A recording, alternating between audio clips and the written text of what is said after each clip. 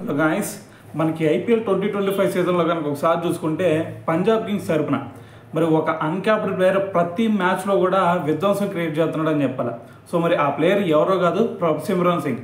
So అయితే మరి నిన్నటి మ్యాచ్లో చూసుకుంటే అతను 50 రన్స్ కొట్టాడు.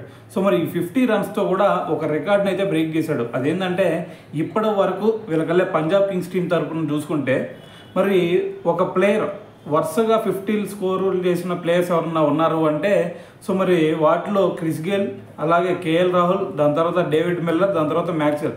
సో వీళ్ళు నలుగురే కనిపిస్తారు. సో వీళ్ళు చూసుకుంటే వరుసగా 3 మ్యాచ్ల్లో మాత్రం 50 రన్స్లు కొట్టారు. అయితే మరి నిన్నటి 50తో సిమ్రాన్ సింగ్ ఈ రికార్డ్ని బ్రేక్ చేసి మరి వరుసగా 4 సార్లు అయితే 50 స్కోర్లు అయితే చేయడం జరిగింది. సో మరి దీంతో మరి అత్యధిక సార్లు మరి పీపీకేస్ తరపున 50+ స్కోర్లు చేసిన ప్లేయర్గా సో మరి సిమ్రాన్ సింగ్ అయితే నిలవడం జరిగింది. సో ఏదైనా సరే మరి ఈ ఐపీఎల్ సీజన్లో కనుక ఒకసారి చూసుకుంటే అతను ఆరెంజ్ క్యాప్ రేస్లో కూడా 6th పొజిషన్లో ఉన్నాడు.